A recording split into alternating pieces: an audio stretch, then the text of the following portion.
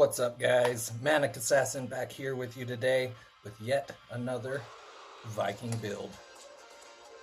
Okay guys, so first off, this build requires a lot of ingredients. I've left those in the description down below, let you know every single tool you need to use, when you need to use it, and how to use it. And we're going to go ahead and get this taken care of. So without much more ado, let's get into it. Step 1, measuring the board. Traditional Viking shields were anywhere from 32 to 36 inches in diameter. The length of your board should be anywhere from 32 to 36 inches. First step, we're going to use a piece of string, a thumbtack, and a Sharpie marker. You're going to take your string and your measuring tape, and you're going to measure that out to be about half of the length of the shield. So in other words, you're going to take 36 inches and cut it in half. Altogether, your string will measure about 18 inches. You're going to take that string, you're going to attach it to the thumbtack. And on the other end, you're going to attach that to the Sharpie marker. Traditionally, Vikings always took 2x4s, put them together, usually out of oak, then drew the circle from there. But for this build, we only have plywood. So we're going to go ahead and use that today. Now I took my piece of plywood, as you see above here, and I went ahead and took the measuring tape and drew an X on there from corner to corner so that I can find dead center of the board. From that point, what you're going to do is you're going to put the thumbtack attached to the string and the Sharpie marker, dead center in the middle of the X. With one hand, hold the tack in place. The other hand, grab the Sharpie marker and slowly, patiently make sure that that marker is even the whole time. Draw a circle around the entire circumference of the board. This should bring you to a perfect circle. After that, you're going to take your precision saw and we're going to cut slowly and carefully around the entire diameter of that circle that you just drew. Now before doing this, you want to make sure to use the two most important parts of this build, which are your safety and protection gear. You want to make sure that you have the appropriate licensed glasses. Normal sunglasses will not work and they will actually damage your eyesight if anything's shattered. Get the appropriate kind from a hardware store. As well as your gloves. They're going to be your best friends during this. You don't want to lose a finger. Now after you've went ahead and cut that out, you're going to take the circle that you just cut, you're going to take that, and you're going to clamp it to a table with a couple of C-clamps. This is going to hold it in place so that you don't need an extra hand. Leave enough room in the dead center so that we can shorten our string. Enough room to where if it's doubled, it will fit over your hand so that we can attach the handle to the center. Take your marker, draw with your measuring tape where dead center of that circle is, as it may have moved if you did not cut 100% accurately. Take the thumbtack and take the piece of string and shorten that string to 2 to 3 inches. We're going to retie that marker back to that string, and we're going to repeat the process that we did in the beginning, where we find dead center with the X and trace, once again, a smaller circle so that we make a donut shape out of that circle that we just cut.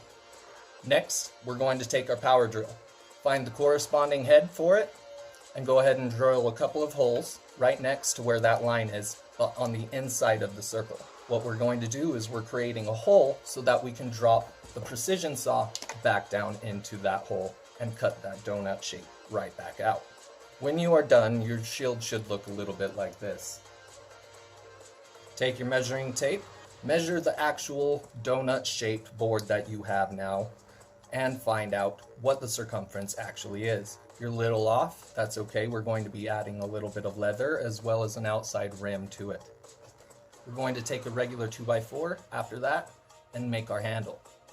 After you've measured that 2x4 and you made sure that it's the same length as the shield, what we are going to take is we're going to take our table saw. Once again, make sure to use the appropriate protection gear. These are very, very dangerous tools and you do not want to cut yourself with them. Now first thing to notice is that you want to make sure that the grain is running straight forward, upwards along the 2x4. That way when you cut into it with the handle right here, it won't become brittle, and when you lift it, it won't snap the first time. Next step is you're going to take your sandpaper and you are going to rough out those edges to make sure that there are no splinters that will catch on your hand. Take our donut shaped piece of wood, lay a piece of cloth on top of it, liberally apply a wood glue, or an Elmer's glue. This will tack the cloth in place while you're able to nail it down in the future, as well as paint over it, which firmly connects the piece of cloth to the board. Once you're done gluing the cloth onto the board, let it dry over the course of 24 hours. This will make sure that the glue firmly cures and that cloth does not come off. This next step is the fun one. This is where you get to be a little bit creative. Now you're going to take a regular house paint of any kind, and you are going to liberally apply it all over that board. Once you are done with your desired amount of paint and you've let that cure for 48 hours, you can move forward to painting the other side. What I did was I took some regular painter's tape and I taped out the direct center. Now there are all sorts of fun ideas that you can do with this. You can do a bunch of different runescapes, you can do a bunch of different Celtic designs. It's really up to you. This painting of it is one of the funnest parts. Once you're done with that, what you're going to do is you're going to take some wood nails and you're going to nail them around the rim, holding the cloth firmly in place. Take the measurement of your hand hole and you're going to find a corresponding dog bowl, salad bowl, whatever it may be, even a piece of sheet metal. If you know how to form that into a shield boss, that's awesome. Next, take a sledgehammer as well as a regular ball-peen hammer. And what you're going to do is you're going to lay the sledgehammer down, put the bowl over the top, and ball-peen out those edges until it can keep caving in on itself. Fold it over on the other side, hammer from the inside, flip it over again until you've got a good round circumference. Taking the dog bowl, you're going to connect it to the actual shield on the face. Now what I did with this was I used a few upholstery nails that we're going to use on the outside edge as well. Next, move on to the handle.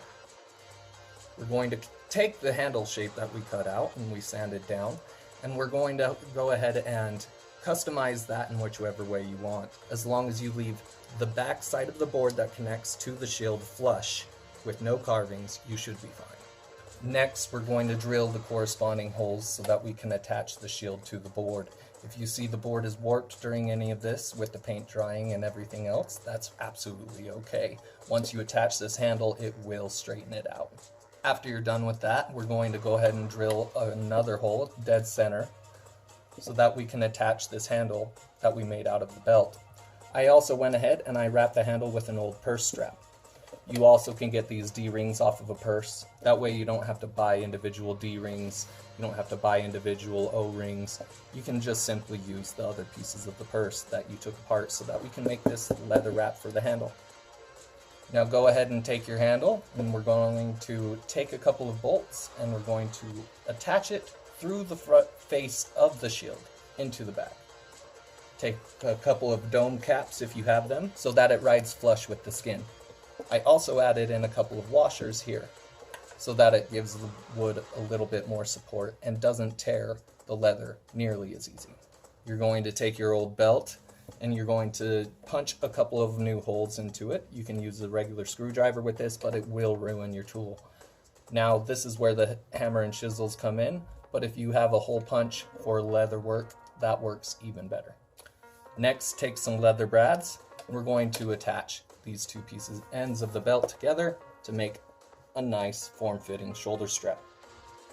Now after this, you've only got one more step. Congratulations, you made a shield. Historically, they used either leather or they used rawhide to be able to line their rim and make the infrastructure even stronger. After you've let those dog chews sit for about 2 hours, or you've got your leather sat for about 20 minutes in water, we're going to take that and we're going to stretch it over the outside. Now this not only will hide the wood nails that we used beforehand, but it will also add a little bit of an embellishment to the outside rim. I went ahead and lined the inside of my handlebar with them as well as a little bit of extra gripping right here on the front. Once you have done that with your entire shield, congratulations, you got your Viking shield. And that's everything for you guys today. This has been your Manic Assassin, bringing you yet another build. Upcoming builds, a full-length tutorial on how to make one of these. Hope you guys had fun. Hit that notification bell, leave me a comment down below, let me know how I did, and have a great day.